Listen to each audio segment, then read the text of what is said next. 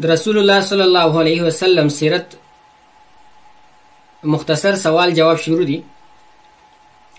نن داغي سوالاتو نه یو سوال دا دی چې د پیغمبر علیه الصلاۃ والسلام نیکه عبدالمطلب کله وفات شوی دی.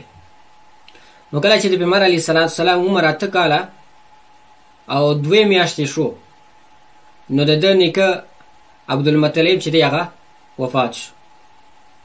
دویم سوال دا دی چې د پیغمبر علیه الصلاۃ والسلام د نیکه عبدالمطلب د وفات نه بعد د نبی کریم صلی الله علیه وسلم پرورش چا کو؟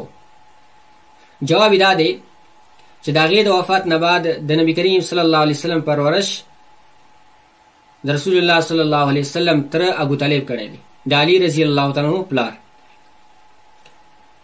دریم سوال دا دی چې نبی کریم صلی الله علیه وسلم کوم ځای کې او په څه وخت کې پیدا شوی دی؟ جواب دا دی چې نبی کریم صلی الله علیه وسلم مکه معظمه کې د ابو طالب کور کې او صبح صادق وخت کې د طلوع آفتاب نه مخکې پیدا شوی دی. یعنی نور نو راختلی په دغه وخت کې، د وختي منځ ټیم کې دغه وخت کې پیغمبر علیه السلام پیدا شوی دی. بل سوال دا دی چې نبی کریم صلی الله علیه وسلم د پلار طرف نیا نوم څه دی؟